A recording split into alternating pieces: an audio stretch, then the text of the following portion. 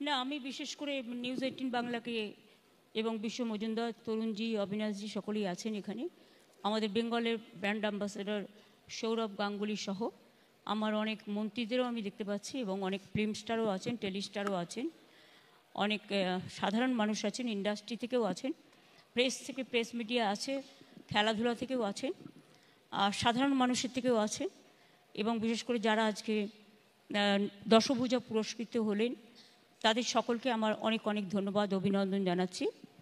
এটা একটা unique identification, যেটা হচ্ছে আমাদের একটা প্রবাদ আছে যে আমরা সবসময় তেলা মাথায় তেল দিই, অপ্রিয় মাথায় বা যার মাথায় তেল নেই সে মাথায় তেলটা আমরা দিই না।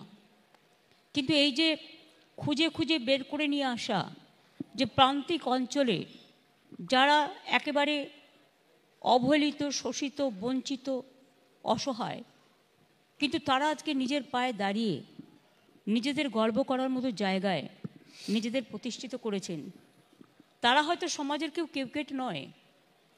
আমি দেখেছি বেশিরভাগ পুরস্কারই তাদের হাতে দেয়া হয় যারা পাবলিসিটির আলোয় আলোকিত থাকেন, কিন্তু তাদের দেওয়া হয় না যারা সেবার কাজে সেবায়িত থাকেন। সেই জন্য অন্য প্রোগ্রামের সাথে এই প্রোগ্রামের এটাই তফাৎ, পার্থক্য। তাই আপনাদের এই উদ্যোগকে আমি সাধুবাদ জানাই এবং যারা দশভূজা পুরস্কারে পুরস্কৃত হয়েছে তাদের সকলকে আমি শুভনন্দন জানাই।